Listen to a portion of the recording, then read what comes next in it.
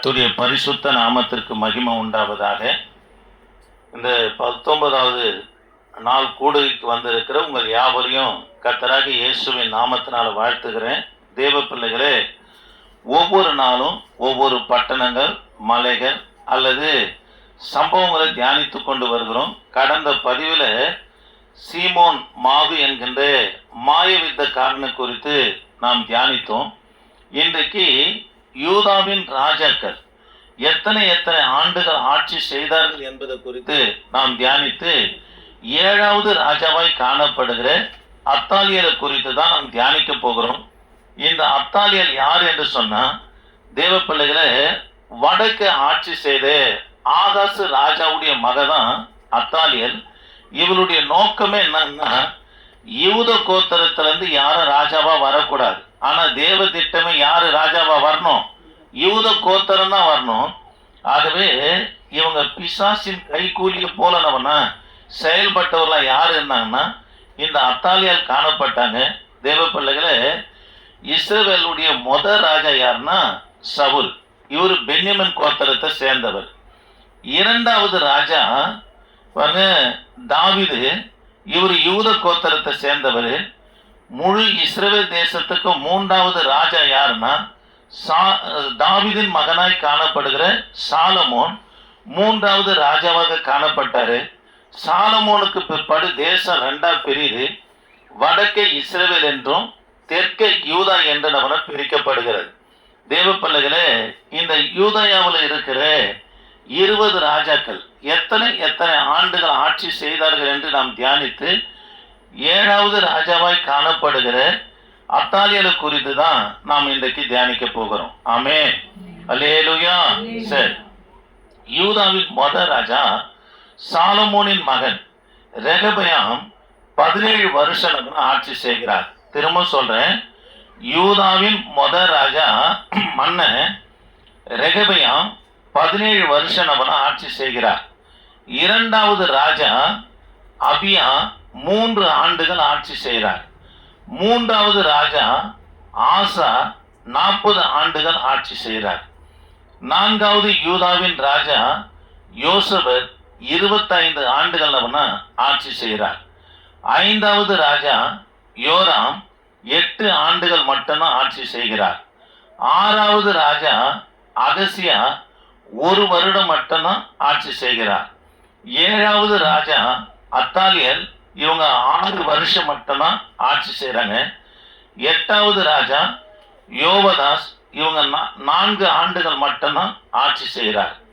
9வது ராஜா அமசியா, இவர் 29 ஆண்டுகள் ஆட்சி செய்கிறார். 10வது ராஜா உசியா 39 ஆண்டுகள் ஆட்சி செய்கிறார். 11வது ராஜா யோதாம் 20 வருடங்கள் ஆட்சி செய்கிறார். 12வது ராஜா ஆகாசு, இவர் 10 ஆண்டுகள் மட்டும்தான் ஆட்சி செய்கிறார். 13வது ராஜா எசைக்கியா ராஜா, இவர் 29 ஆண்டுகள் ஆட்சி செய்கிறார். 14வது ராஜா மனாசே, இவர் மாத்திரம்தான் 55 ஆண்டுகள் ஆட்சி செய்கிறார். இவருடைய நாட்கள்ல தான் அநேக தீர்க்கதரிசிகள் கொலை செய்யப்பட்டாங்க. ஏசையா தீர்க்கதரிசி கூட ரம்பத்தால 2ஆ அறுத்து சாகடிச்சது யாருன்னா, அதாவது எசைக்கியா ராஜாவின் மகனாய் காணப்படுகிற மனாசே. இவர் 14வது ராஜா 55 ஆண்டுகள் ஆட்சி செய்கிறார். 15வது யூதாவின் ராஜா ஆமோன் 2 ஆண்டுகள் மட்டும்தான் ஆட்சி செய்கிறார். 16வது ராஜா யோசியா, இவர் 31 ஆண்டுகள் ஆட்சி செய்கிறார்.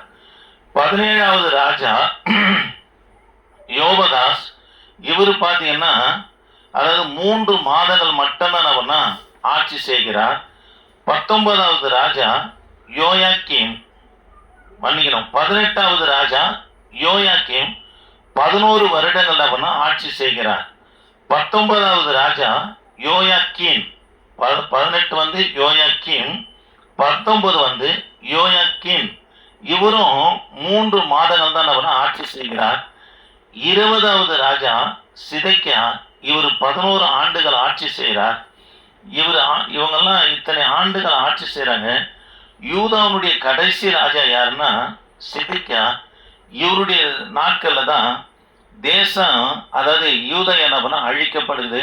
பாபிலோன் ராஜா நேபுகாத் நேச்சர் வந்து தேவாலயத்தை இடித்து இஸ்ரவேல், அதாவது யூதா நகரத்தையே, அதாவது எருசலேம் நகரத்தை யூதாவையே என்ன பண்றன்னா தீக்கரையாக்கி தரமட்டமாக்கி எல்லாரையும் சிறைபிடித்து எங்க கொண்டு போறாரு?